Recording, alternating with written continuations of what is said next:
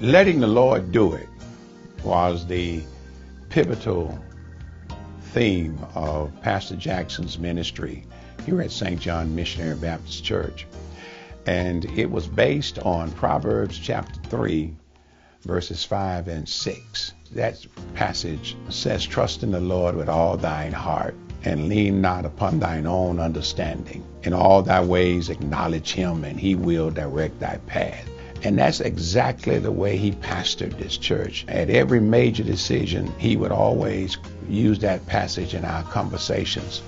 I remember when we started the second phase of our building project, which includes the gymnasium and the office area now, over and over again in our conversations, he would say to me, "Let the Lord do it," which was his way of saying that his total trust and dependency was on God to not only start projects, but to show him how to manage projects and then how to finish and celebrate projects at the conclusion of them. And for me, it has been inspirational over the years, because each major challenge that I have had, I remember him saying, "Let the Lord do it, and let the Lord navigate your situations and your circumstances." And I know that even in this membership, there are any number of our members, when you talk to them about their life's journey, that particular passage comes up, not because they created it themselves, but because they heard him say it so many times over and over and over again. He was a man of faith, a man of great character, and a man of strong, silent strength. He was not boisterous in any way. He was a mellow kind of a fella, but there was a depthness to him, a profundity, if you will, that was worth his weight in gold. In addition to that, he was a model family man. He had a beautiful wife. We affectionately called her Mama Lee, Sister Eula Lee Jackson, who served really as a surrogate mother for me, along with him being a surrogate father, and Waltine being a surrogate sister to me. Spent a lot of Saturday evenings and a lot of Sunday evenings and a lot of days during the week in his home, conversing with them and being treated like a son.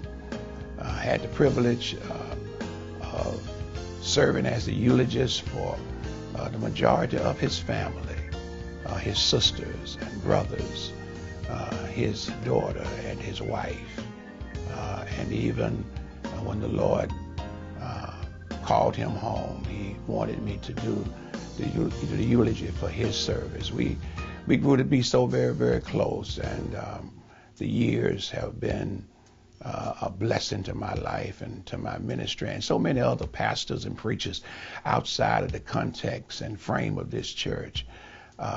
Too many for me to name, but great preachers like Gardner C. Taylor, and L. Venture Booth, and E.K. Bailey, and so many others, Melvin Wade, just a score of preachers from Bishop College that his life intersect with and that he was a blessing to.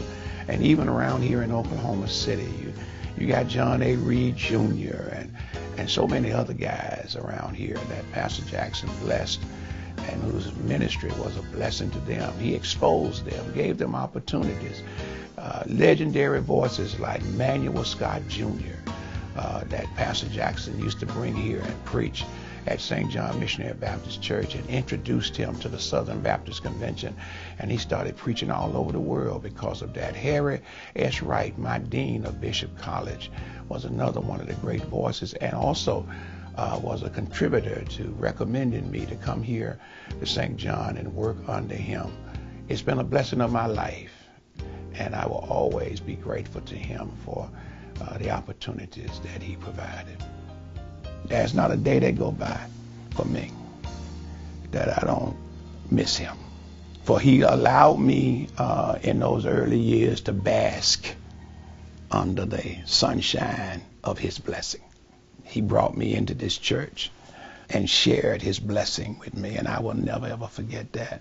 And I will never ever let this church forget that the Reverend Dr. W.K. Jackson passed this way and left so much for us to live on as a congregation.